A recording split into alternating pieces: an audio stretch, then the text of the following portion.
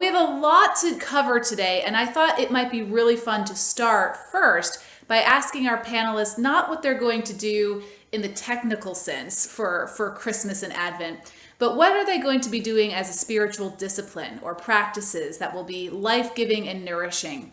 I'm a person who always loves to hear what other people are doing because I get some great ideas from that. I think by way of introduction, if each panelist will go ahead and say who they are, where they're serving, and answer that question of what spiritual discipline or practice is life-giving or nourishing for you during this Advent season. And I'll start. As I mentioned, I'm Hillary Raining at St. Christopher's in Gladwin. There are a couple things that I know I'm going to be doing this Advent to really help.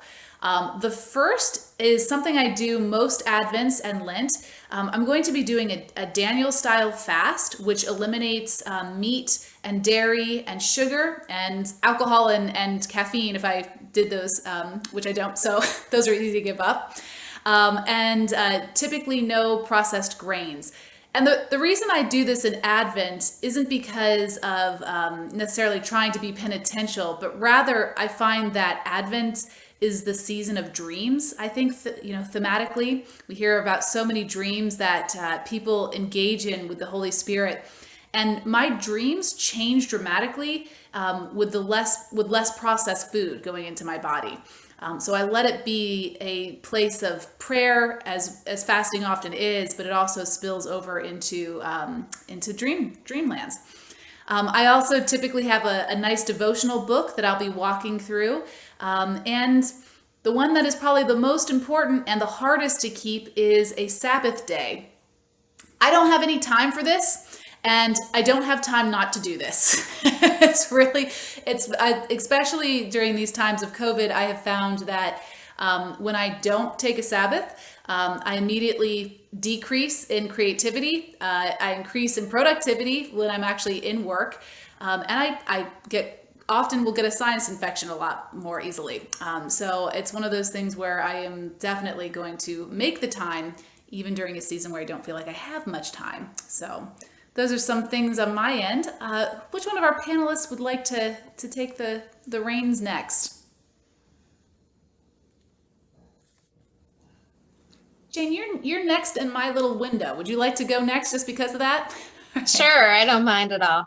So I'm the Reverend Jane Gober. I'm the rector at Christ Church in Ridley Park, which is just down by the airport. And to answer your question, I'm not sure exactly what I'm doing yet, Hillary. I'm still contemplating how to make the Advent season recalibrate some of my spiritual practices. One of the things that changed since, oh gosh, probably spring was here we're pre-recording all of our morning prayer parts, which means I'm recording my sermons on Tuesday or Wednesday. And so when I used to have this process over the course of Wednesday, Thursday, Friday, Saturday of engaging reading and listening to podcasts and so on to let this sort of like, I don't know, flavors meld sort of activity, I don't have that anymore. It's almost more of a rush. And it's not so much, I'm finding myself missing that. So I need to find a discipline like you're suggesting with your diet of how to reincorporate that into my learning process this Advent. So that's what I'm looking forward. I'm looking forward to figuring that out, but I haven't figured it out yet. Beautiful. Thank you. Luckily we still have time, and maybe there'll be something that pops up in your mind during these talks. So thank you. All right, Sam, would you like to go next? You're next to my little window box. Oh, I'm the Reverend Samuel Ndungu. I'm the rector at St. Peter's in Phoenixville. Just a little, well, all the way towards the end of the diocese. After us is Pottstown, and then we're done. And well, this has been suddenly a very interesting time for me. As probably a few of you know, I was only three months into my call as a rector, and then everybody left. So it's been nice figuring out the parish and just running around the building by myself. the discipline that I'm praying to keep is going inside the church by myself and praying. Growing up, I grew up in the evangelical wing of the Anglican Church. So we loved praying loudly. And so I love doing that. When I come inside the church by myself, I make sure I lock the doors and I'm there just praying. I read, sometimes I do read the lessons and for the coming Sunday, and I get to preach to myself, work out things, and I have found myself growing in ways that I never thought. Able to engage scriptures during the week better, and I think Hillary, you pointed it out. The creativity of worship has dramatically increased. I'm not looking to doing anything crazy for Advent, but certainly I'm hoping I asked some of my creative people that I need to have 4 blank panels in the church, whiteboards in the church, and I have the 4 themes of Advent. And so, sometimes during the week or on Sunday, whatever brings you hope, put it down. The week we're talking about hope. I know, we've been going through a whole lot as a country and as a people. So, whatever brings you hope, whatever brings you peace, whatever brings you light, whatever brings you joy, there's a time we'll put it out there. And if it's a personal things, put them, and then on Christmas Eve, we can have a manger right there and make them that these are the faces and things around the manger, because we are all looking forward to the birth of Christ.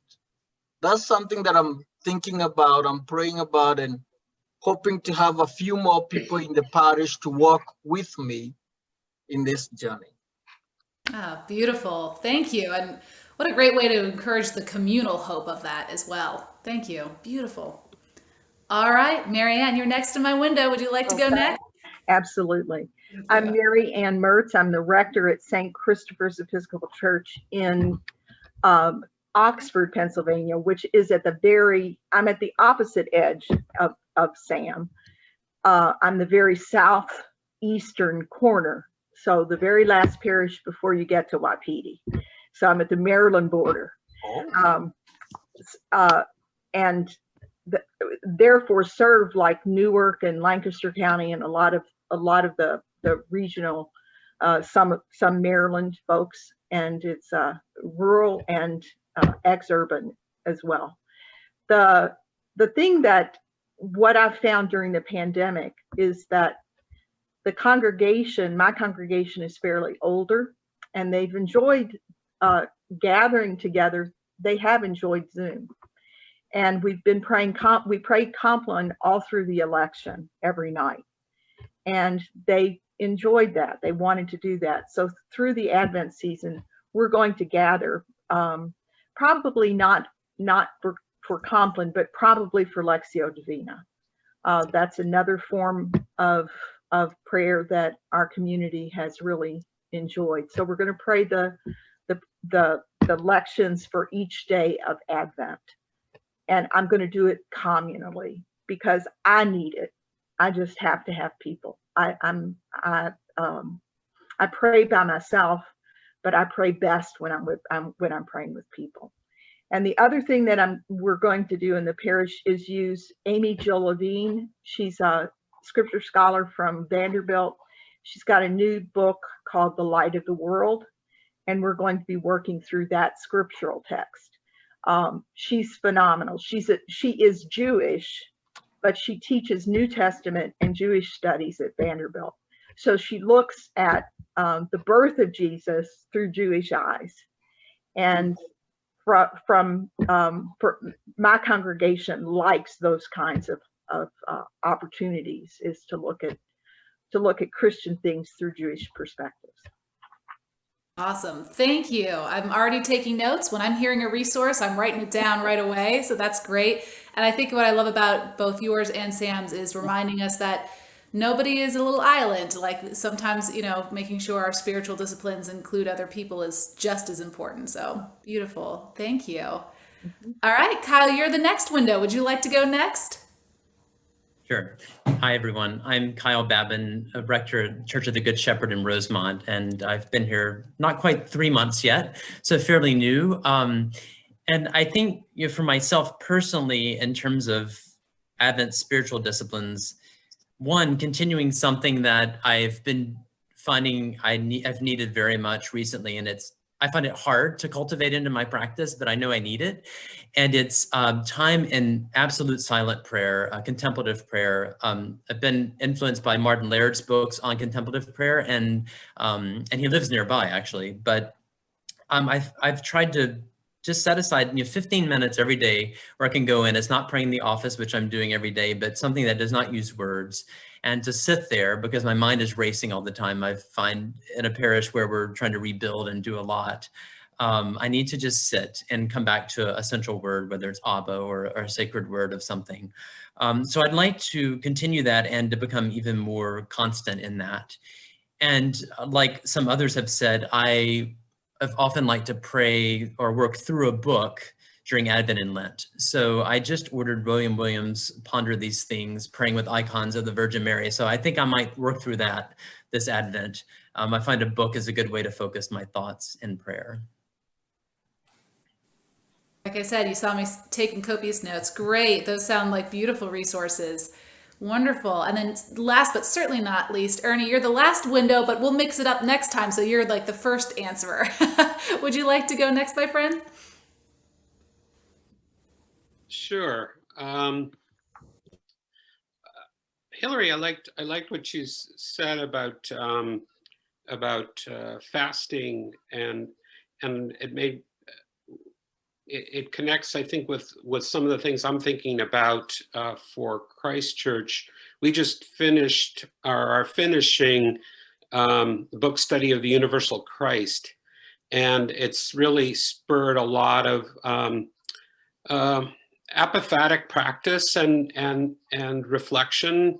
And so that whole idea of letting go and releasing what is not God, and connecting that with the themes that we have in Advent, of John proclaiming, I am not the Messiah, but this is who I am, and Mary saying, I'm not married, so how can this be?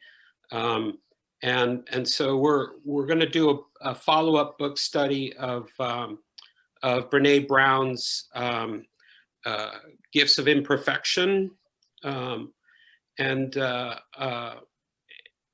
follow up on a lot of doing some centering prayer, and try to incorporate into my preaching and also into some of the discussions we have, the forced letting go that we've been through in the past 8 months, and then the things that we haven't been able to let go of, and what that reveals. What is that revealing to us in this Advent?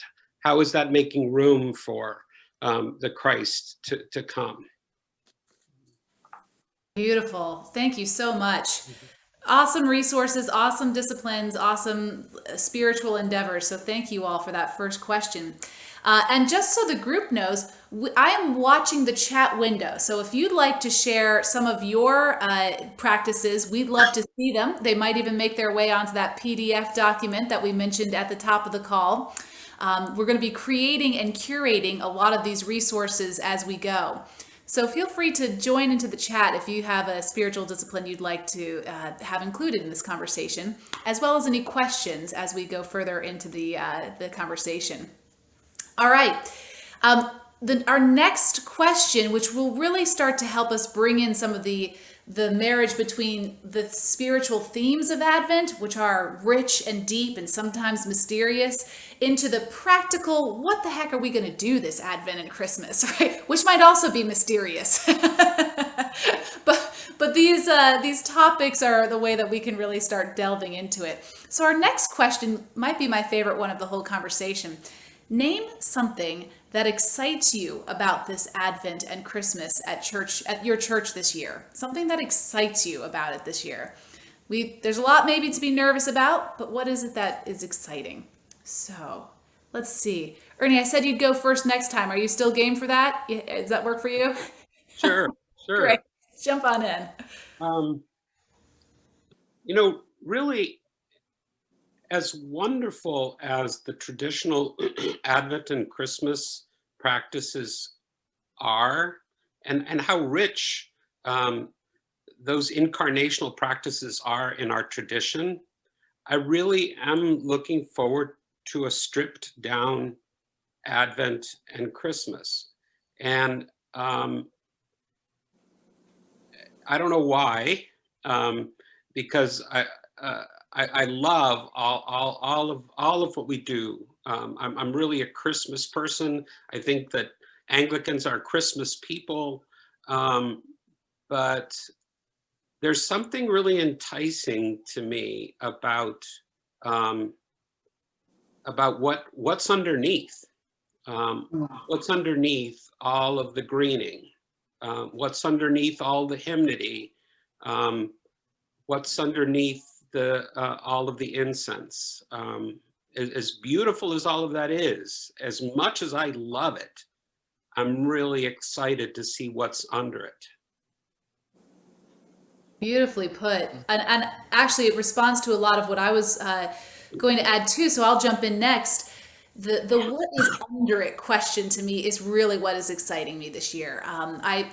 I've spent some time thinking already about the many of the keystone stories of this time, and that incredible moment in the Annunciation where Mary asks Gabriel, "How can this be since I am a virgin?" Right? And what amazes me about that this year is we're all virgins to celebrating Christmas this way, all virgins to doing Advent this way. And I think you're right. There's a way of looking at this as saying, okay, well, this might be the time where we get to see what it's really, really, really about at its core. And the trimmings are beautiful. I don't think we'll ever say that we don't love them, but there is something about being able to see just the essentials that can get to the heart of something. I also think it gives us a chance to try new things that might sound simplistic, but one of the kind of models we're using at St. Christopher's is saying we actually aren't going to try to just recreate Christmas Eve in a different way with some of our services. In some of our services, we're actually going to do something that we've never done before so that the contrast between what they are used to isn't as great, right? In some ways, trying to do something brand new helps to minimize what might be painful for someone who is so used to it being done in a certain way, right? And so it's from that emphasis that I'm actually really excited to see what the heck is going to happen this year with all of that, and what spiritual depths we might plumb because of it. A new sense of wonder. Yeah. Which panelist might like to go next? Sam, was that you I just heard? Oh, Marianne. Oh, Miriam, please go for it. I'll jump in. The thing I'm most excited about are the readings themselves, because the first week we hear from Isaiah about tearing apart the heavens and God coming down. And I feel like that's what's happened to us over these weeks. I think the heavens have been torn apart. I think our world has been torn apart. And there's a piece of music by John Bell. He's an Iona composer, and he's got a piece of music called "Why Don't You Tear Apart the Heavens." It's published by GIA. It's very simple to use, so it's very easy for one cantor to use. They can sing it a cappella, they can use it with bells or a very simple organ, or even like a xylophone, something like that. And it could be done every Sunday of the 4 Sundays of Advent. And I think for me, that's going to tie that season together and reflecting about how things are torn apart and how the incarnation brings everything to a unity and to a wholeness. And the third Sunday of Advent talks about the Spirit of the Lord is upon me and has sent me to bring good news. It's that really beautiful Isaiah text. And there's another piece of music by Philip Stopford that has that. And I'm going to use that with not us singing, but having Philip Stopford's choir. Now that we have technology, we can insert anything we want. And so to have his choir singing from England, and it's a gorgeous, gorgeous piece of music. So I'm excited about looking at what the texts are calling forth and then finding ways to use them, particularly musically. I'm taking copious notes. You all are writing my sermons for me. This is awesome. Thank you. And John Bell, if you all don't know John Bell, go out, listen, amazing. So great resource there. And Hildred, he's got one section that is specifically all Advent and Christmas music. So it doesn't get better than that. Thank you. All right, other panelists, what are you most excited about? Don't be shy. Well, I'm from an altar guild perspective. This is a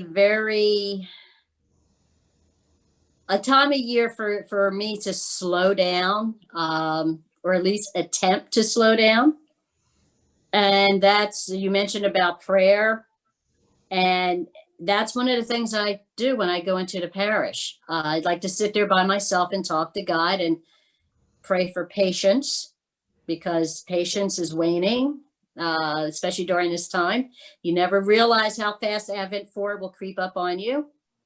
And as far as like a journey into Advent for most, what I try to tell altar guilds is to slow down, listen, stop.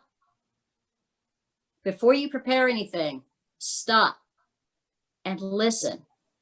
And the one piece of scripture that helps with that is where Mary says, "Be it unto me according to your word."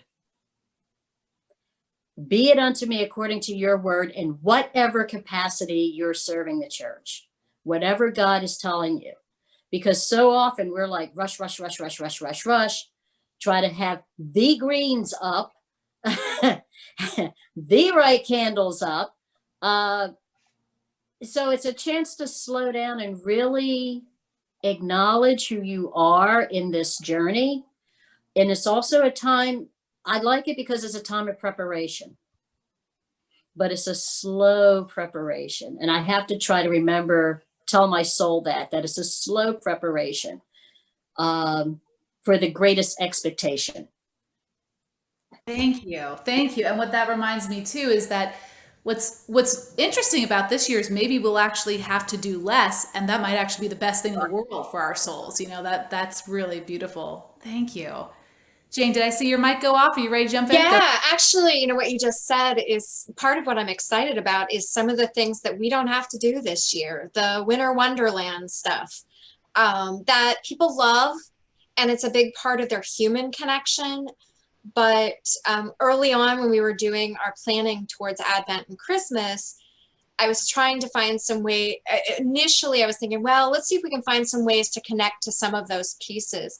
And then once we got everything, sketched out on a big dry erase board, I was like, you know what? Nope. Winter Wonderland is not my job. I'm not good at it. But mostly just not my job. So there are those pieces that have been cleared off the deck. And so what comes in its place is my ability to focus on and share the witness of Christ, the experience of Advent that is songs of Winter Wonderland swirling around the confession that the world sucks because we suck at being the world together.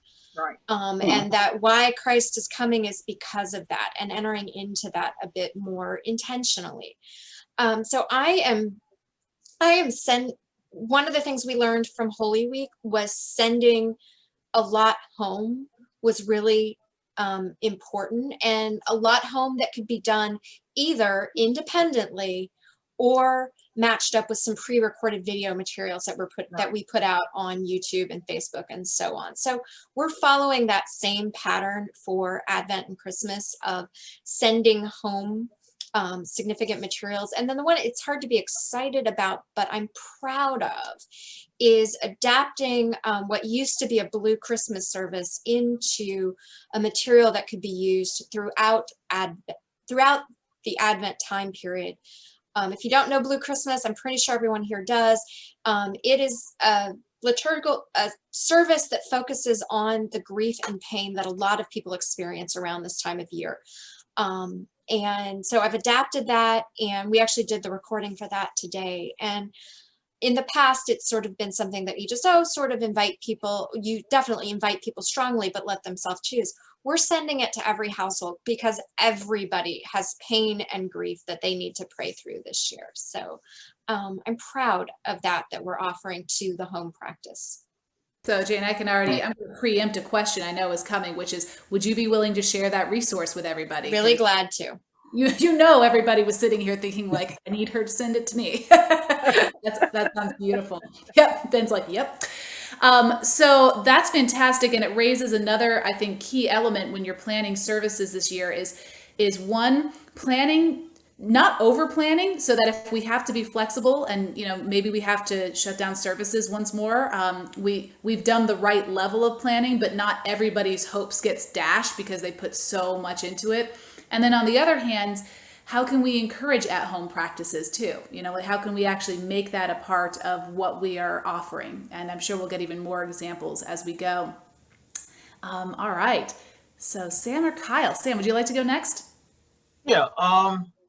At St. Peter's, they have a tradition that has been there for a long time. And I'm so excited right now because if I change it, nobody would tell me the former rector used to do it.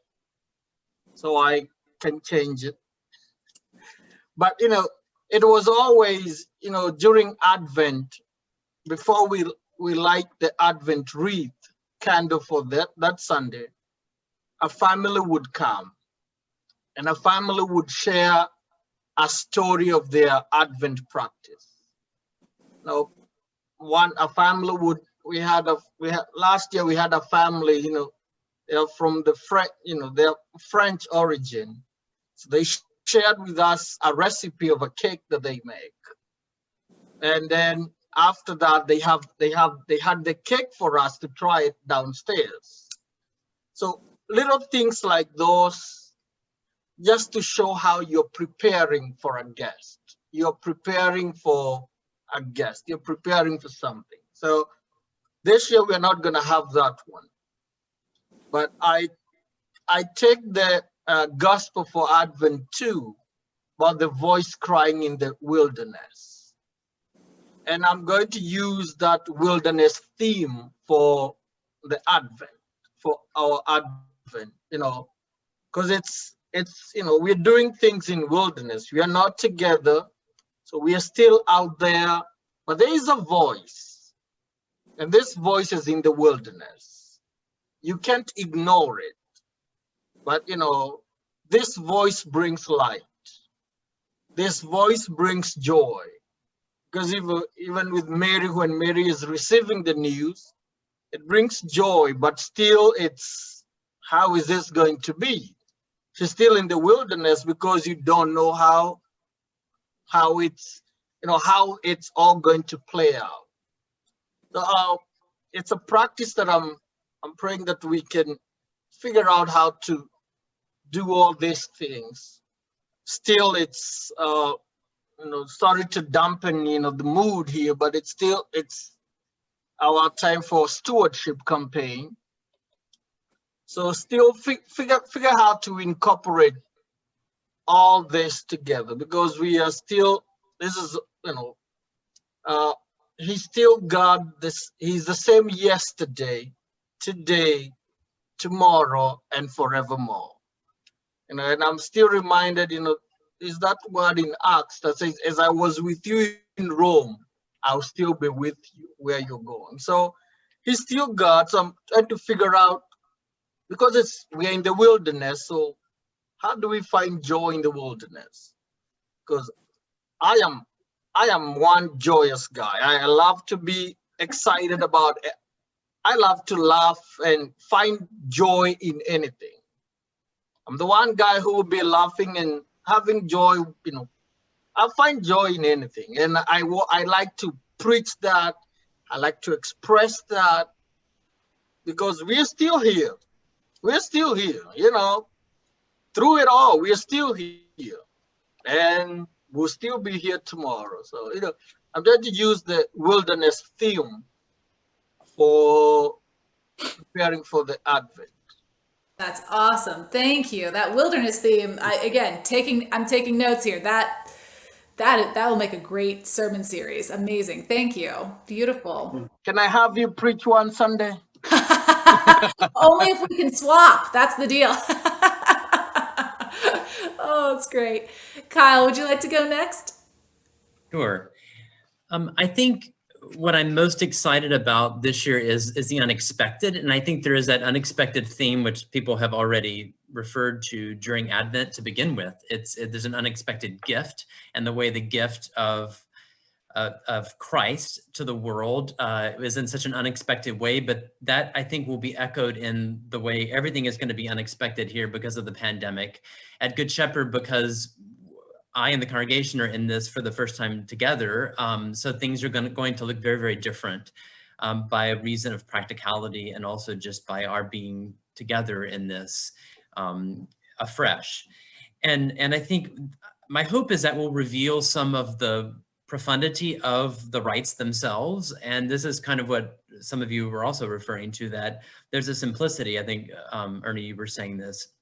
I hope the simplicity of the rituals and the rites and of the liturgy and of these of Advent and Christmas will come to the surface. And I've already had these conversations with our director of music about, well, it may be torturous to have people not sing a hymn, so maybe a particular hymn, so maybe then the simplicity of another piece of music needs to rise to the surface. Maybe the way we do the blessing of the creche is going to look different, and is going to be much less, we're not going to have a procession to it perhaps in the way that we normally would, but we start there in this kind of simplicity. So I'm hoping that some of these very profound aspects of the liturgy will rise to the surface and kind of come out in relief in a way they haven't before, just because we have to do things different. And then there's some other things to try to think creatively about how we continue to build community during this time in a parish that needs to build community and desires to grow, and how that will look under the constraints of a pandemic.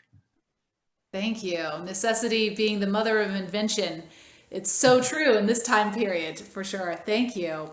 Okay, our next series of topics are going to be about the practical.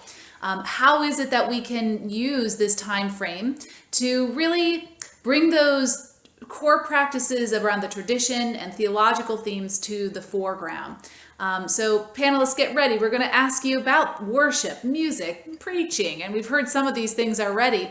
And of course, what the heck are we going to do about pageants? So this will be your chance to lift up some of your practical ideas.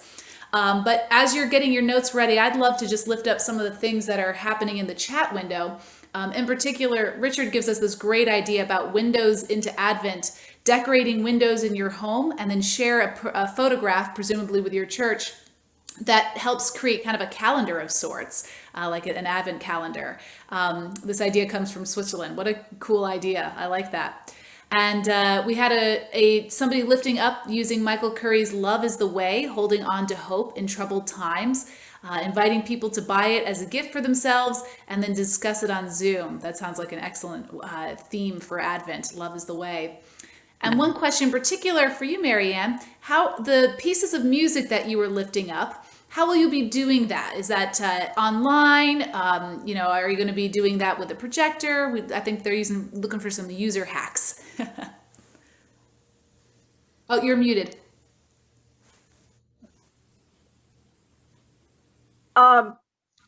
we're going to be we're live streaming, and I happen to be a musician, and our organ happens to be able to record the music, so I pre-record the accompaniment, and then I'm a cantor, so I'm able to sing. So for the pre-recorded pieces, all I have to have is the accompaniment, and then we're able to do it. I've also got some of the soloists in the choir that are coming in, or that are going to add harmonies to it. So there'll be a couple of additional singers, and it will be live streamed.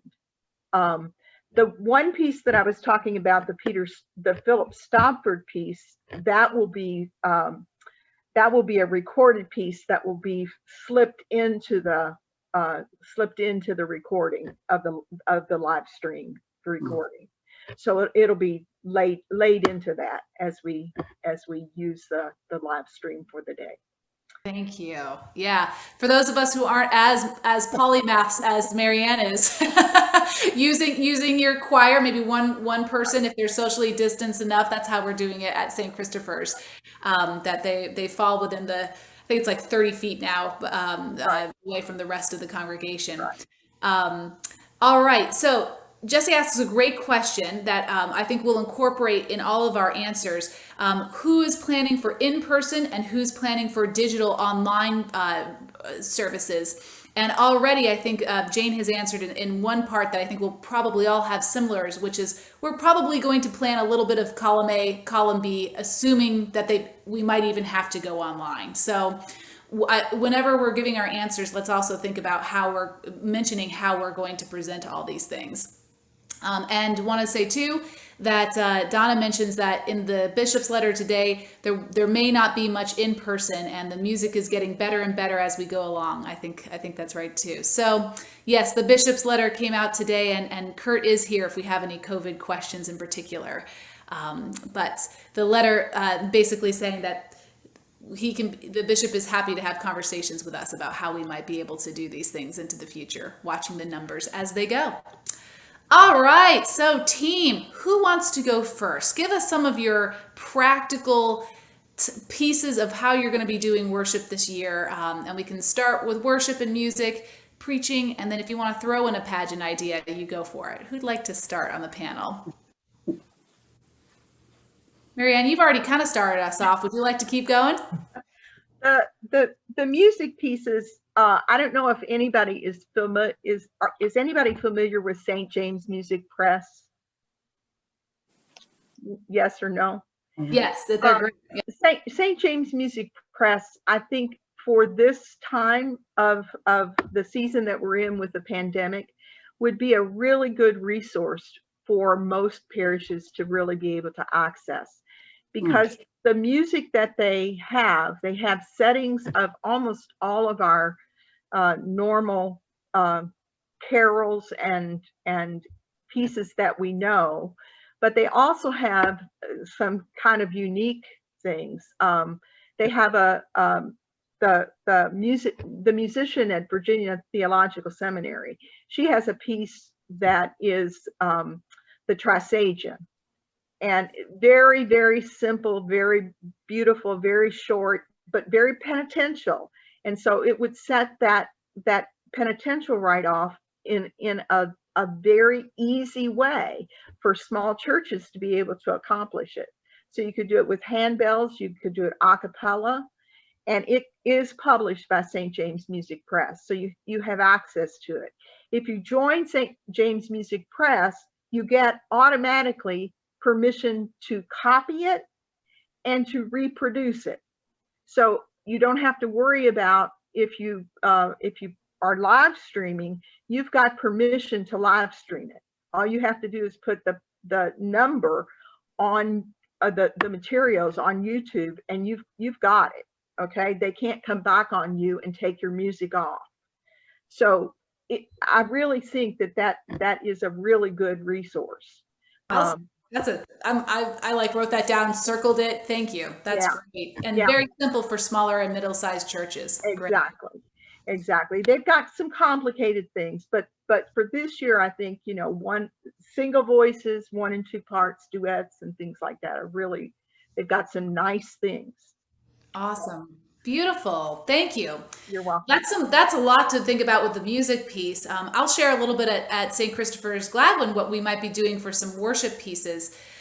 This year we're doing what was normally our 4 p.m. service quite differently. That was normally our children and youth service. This year we're going to do it outside, even if it's snowing. We have some microphones that'll work even if there's weather.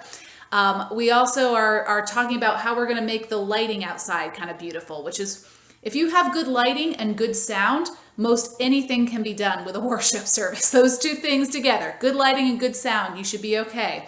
And we're going to use luminarios. We're going to get a guitar, right? This is the service that I was describing earlier is completely different from anything else we've ever done. And we're excited for that. We're also doing a pre-recorded lessons and carols that will be on demand, so that people can stream it anytime during the day. If they can't make it to church, they'll have something that they could even sing along to at home. And we'll be using like our best microphones for that. Again, good audio is really key for a lot of this. And then finally, we'll have a 9 a.m. and this is probably the closest thing we'll do to our traditional service, a 9 p.m., pardon me, where we have, you know, candles, and we'll have a soloist singing Silent Night, but we'll say right at the beginning, you know, this is not normal. So be listening to those encouraging spirits of what's new and what's beautiful in this, and what might bump you out of worship, asking the Spirit to kind of walk alongside you, keeping you in that flow. And then a Christmas morning. But one thing I think we might be doing that is worth mentioning is the way we're doing our pageant this year. We're actually joining with 3 different churches. One is in North Carolina, so very, you know, kind of far away, and inviting people to invite their friends to do a very simple pageant from their house, and we're going to take different videos and kind of slice them together. This has included even a how to make costumes at your house when you don't need to go outside to the store to get anything else. So like if you've got a bathrobe and a towel that you can put on somebody's head, you've got it. Like we've got all sorts of easygoing sort of ideas for that. So those are some ideas from St. Christopher's. Who'd like to go next on the panel? Thank you. Ernie, go for it. The pandemic has been a blessing in lots of ways, hasn't it? Our Christmas pageant had been a source of conflict here for a long time, because we had families who really weren't interested in doing it anymore. And we had older parishioners who expected it on a regular basis, 1960s style. And they had all the stuff ready for it. And so for the last couple of years, we've just done kind of a tableau rather than a full-on pageant. And this gives us an opportunity to just kind of let this just kind of settle for a while. Not that we won't ever do a pageant again, but right now parents are stressed enough, and they don't need another rehearsal, another thing to coerce their kids into doing. So I'm grateful for that. Some of the parents have stepped forward and said, we'd like our kids to perhaps sing some carols and add those to the service. So we haven't really developed what we're going to do yet, but I think that's going to be a part of it. We have been doing in-person and live streaming services, and I think we'll continue to do that and continue to hone that. Right alongside our study of the Universal Christ, we've been doing some Sunday forums on prayer, and the last one is to focus on centering prayer and other apophatic forms of prayer. And so I'm going to use that as a jumping off point to doing our offices in a more contemplative way. and to offer a contemplative Eucharist on Wednesdays rather than the normal Eucharist that we've been doing on Wednesdays. And I'm hoping that people are going to be up to having one of our Christmas services being more contemplative, quiet service. So that's kind of what we're thinking. Awesome. Thank you so much. And yes, I love looking at this as saying, like, what's the opportunity in here? You know, like, what can we maybe let go fallow for a little bit to let something new grow up in its space? That's really a gift that we rarely get in the church, for sure. Okay, we have a good question that I hope some of the panelists who haven't gone yet might also take up in their consideration. The question from Peter is, what are we going to do for attendance? In particular, what if somebody comes in and there's no room in the inn, so to speak? I'm already anxious about filling up and then having to turn people away. An excellent question. The way we're dealing with that at St. Christopher's is with the outdoor service. That's as, we have a nice wide open space. So that can be as many people as can come within the right guidelines. And that should be pretty good. The in-person one, we're also going to leave a few spots open, probably about 5, like enough for if a family showed up, for example, and just hope to God that works out. And then also, like, I've spoken with my vestry beforehand that if the vestry is there, they might be willing to give up their seats to those who would come at the last minute. So that's something that we're doing at least. But Kirk, I see you've come online. Does that mean you have something to say? I imagine it is. No? Or you just I just wanted to let folks know that I was engaged. If you had a point on this, no, I'm pleased. You're doing great. Sorry. Okay, that's all right. I just wanted to give you space if you needed it. You're welcome. All right. So others on the panel who might like to share what they're doing at their church and how are you dealing with attendance? So I understand Peter's anxiety. We've already had 4 or 5 phone calls about when can we reserve our spot for Christmas Eve. And I've made it clear that we're not taking reservations until December. And that is assuming that plans would have to change from what they are currently right now. And also putting the word out that I really want the primary attendees at that be our no tech people. Because we now have the fancy live streaming camera fully installed, we can do that. So really pushing that the in-person is for those who have no other way to get visual participation. So I've already been making that clear, and that of course may change. On the fun side, we're doing a pageant parade outside. And it's going to be everybody gets to be whatever they want to be. So if there are 8 Marys, there are 8 Marys. They can bring their pets, Christmas lobster, whatever. Whatever costume they have at home that they think should fill in. We're going to get all the costumes out, put them outside. People, if you don't know Christ Church, we're on a corner. People could park their cars along the corner right next to the sidewalk and be in their warm car. We're also going to have some fire pits and invite people to bring folding chairs and whatnot for our yard. Like Hillary, we've got enough room for the number of people we would expect to spread out okay on that. And then we're also going to live stream it. And I will just MC it from the side and just tell the story. So that's how we're going to handle the Christmas pageant. And like a number of you have said, I'm new here. I've been here a year, and also have a background in lifelong formation. And so I have lots of opinions about and experience with things like this. And in some ways, this gives me a chance to clear the deck a little bit and say, here's a way of doing it that's life-giving and different and inclusive and so on. So that's the plan for the pageant. We're having, like I said about the one evening service, we're trying to aim that in the current understanding of where we are right now, it's most in-person is mostly for people who have no other way to access it. And then we'll stream the rest. And that's a complicated plan. But then the other thing, sort of like Mary Ann, we have a hybrid organ. So it is part computer, part pipes. And my organist had a baby in the early part of the pandemic. And so she comes in and records bunches of stuff at one time, and then we just click play. And this is how we function all the time. So like Mary Ann, on Christmas Day, we're going to do a nobody in attendance, me and the organ, because I can sing, and I'm just going to sing carols live with people along with the morning prayer service. So to give a chance to see a face, to hear the music, etc. And I'm probably going to take requests for that if we can work it out with the timing with my organist's schedule for coming in. But that's what we're doing. I love you clergy that are jukeboxes. This is awesome. Marianne, go for it. The other thing that I'm excited about is that between Christmas, there are 2 Sundays of Christmas between Christmas and Epiphany.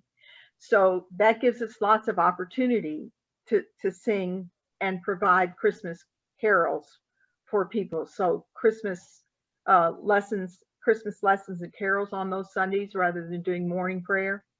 And I think for my people, they're allowing them to hear music that's familiar and being able to sing carols and participate in that way, I think is going to be comforting for them. So I'm excited about the 2 extra Sundays. We're actually doing something a little similar. We're doing an epiphanal lessons and carols that will include 2 Advent songs, 2 Advent lessons, a couple of Christmas, a couple of Epiphany, and that'll be a pre-recorded, stitched together piece.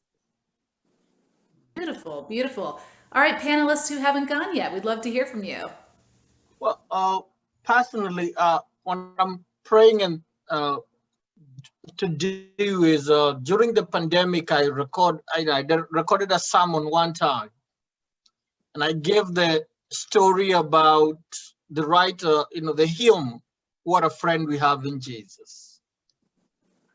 It was amazing how many people asked me about that story afterwards. They're like, where did you find it? Is it real? Now, and we got into a time about talking about that hymn and the background and how it was written. And so as we come to Advent, there are so many songs that we sing, a lot of hymns. And some of them we just sing them because it's normal, it's what we do.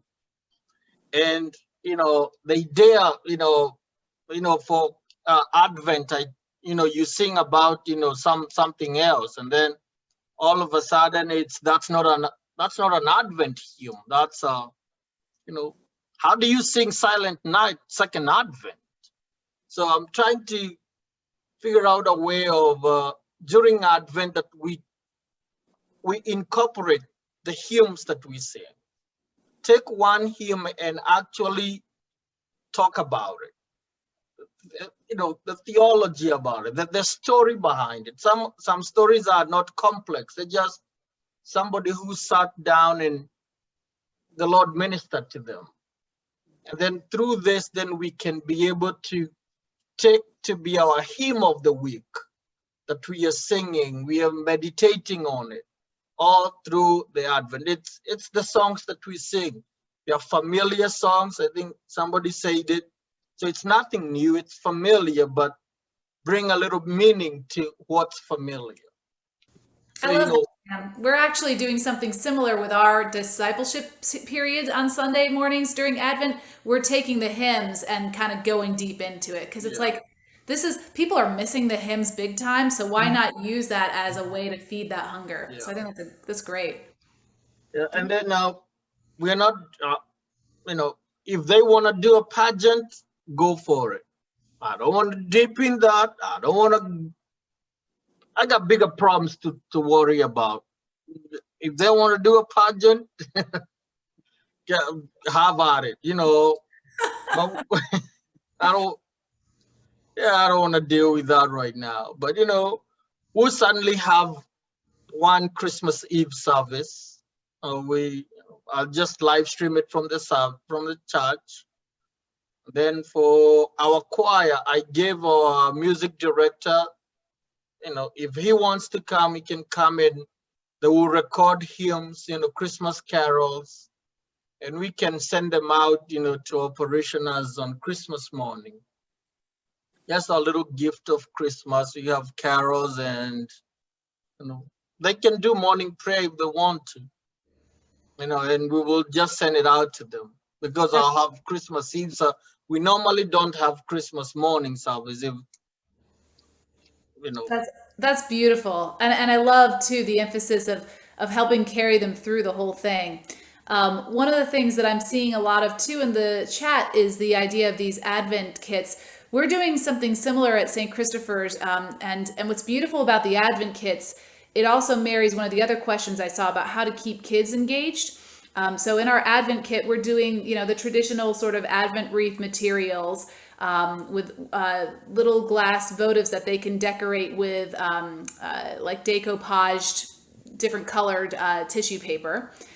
They're getting a little coloring book, they're getting a cookie cutter, and they're getting the candle that they might use on Christmas Eve as well from their house. So, putting those things together, we hope will keep kids who are maybe no longer enjoying being engaged online as much, might give them something to do at home with a little devotional book as well. And what's fun about that is it kind of helps that technological piece not be the only thing we're giving out for people. So that's another idea. Let's see, who is yet to go for this question? Kyle, you've not gone yet, have you? No, I haven't. So at Good Shepherd is in a interesting position because we're very much in a rebuilding mode, and it's almost an entirely new congregation, which is a very exciting thing for the parish, given some of the history and where it's been. So I have found since I've been here that Zoom is not really taken with a lot of the people. I tried a virtual coffee hour. I am doing a 9-month formation offering for adults on Zoom because we have to, and that's going fine on Zoom and going well. But I thought it might be nice to do something during Advent for those who are not in that particular formation offering and seasonal. And so our director of music, who's very is well respected in the field of music and is director of Choral Arts Philadelphia, they're doing a performance of Bach's cantata Nun kommt der Heiden Heiland probably in January. And so he's going to do a 3-week discussion of that. So I think we're going to do a Zoom, maybe try a Zoom evening prayer for those who are interested in that formation offering, and then slide right into a discussion of that cantata afterwards. So we get the musical piece, but because people won't get to sing the carols, of course, during the services. But what that means for our worship is that live worship has been really important for us. I mean, we're live streaming everything, but it's all done in the moment and truly live. And people have responded really well. Our attendance has actually increased during pandemic in person because I think people seem to be craving that here. And so we're trying to use that as a model in a modified fashion, of course, limited capacity for Advent and Christmas. So we're doing an Advent lessons and carols on Advent 4, which we hope will attract a larger following online because people can watch whenever they want. And from across the country, we do have people who kind of tune in from a number of different places. But because people can't sing carols, it's structured around the O antiphons. So it's really primarily a choral liturgy where people can come and just kind of bask in the candlelight and the darkness and the beauty of the liturgy music. And we're letting that just kind of speak for itself. And I've also invited readers for different lessons from the local community. So hoping that we can also focus on that aspect as people are comfortable. And then for Christmas Eve, we're looking, because I really want to build a ministry for children and families here, which we have one baby who was baptized a few weeks ago, so we've got a seed for it, but she's still very young. But I thought, well, we need to start reaching out and do something. So we're looking at a Christmas Eve lessons and carols before the first Mass of Christmas. And that we will target kind of children and families. I don't know what that's going to look like yet, but we've asked our daycare who rents one of our buildings to borrow their outdoor tent. So we may have like hot cocoa and things out on the lawn afterwards, so people can grab to go or something that's safe. But it'll again be a lessons and carols, and we'll try to get different voices involved in that as well, and maybe try to get children and families interested as they can tune in or come in person perhaps. So our offerings are fairly traditional, but I think that's been working well for us in terms of the live component. I may try to do a greeting of the church that's safe and just again have hot beverage and people come and make that a fun thing. May look at something for Epiphany, maybe a safe blessing of homes outdoors. So I'm kind of looking at that. So just looking at this a few kind of very traditional markers for the season. I love that. Oh my gosh, the O antiphons in that space will be beautiful. Also, I love the idea of carrying this over into Epiphany. I know some churches, and we'll probably do it this year, send out little Epiphany house blessing kits those are easy. You put a little prayer in a bag with a piece of chalk. They chalk their door. You know, they say their prayers. It's kind of a great one to add. So if you're thinking of ways to extend that at-home resource, that might be a good one. Hey, over at the chat window, people are throwing up some great resources here. I love it. Marianne, Christmas Carols, The Carols of Christmas, a celebration of surprising stories behind your favorite carols by Andrew Gant. That sounds awesome. I'm going to buy that for resources. And Jane has also put up a really great little list of what she's putting in her kits. So Jane, I'm going to say again, will you please put that also in the PDF? You guys are the resource queens today. I love it. I love it. I love it. Okay. Also, Peter, a great idea here about sending care packages for maybe older folks, the non-digital ones. That's really a beautiful idea as well. Okay, so Ernie, you haven't gone yet, have you? We'd love to hear, unless you have, and I'm forgetting. That's possible because it's been so many. Okay, there we go. My apologies. It's been nonstop good ideas around here. Okay. Yeah, Kyle, I think we would love to have that information too about the cantata. That's great. Good. All right, folks, that really brings us to time, which is really lovely. And I think we've had some incredible ideas already lifted up. As we mentioned, don't worry though, if you were wondering what was that one resource, we've got a PDF coming your way following this. But are there any closing questions? If so, please just put it in the chat window, and I'm watching it there. And in the meantime, we'll be just turning it over to Kurt for a moment if there's any other housekeeping bits of business you'd like us to have.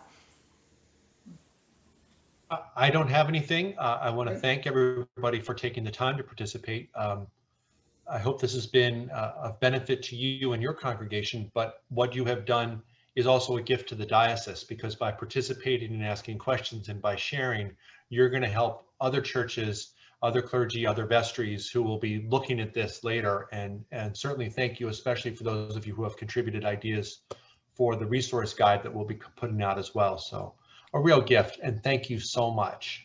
And if any questions do come up, especially about COVID or protocol, please do let us know. We're happy to help.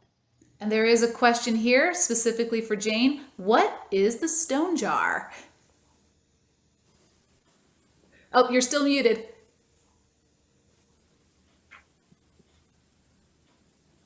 Okay, before we leave, I can kind of show it to you.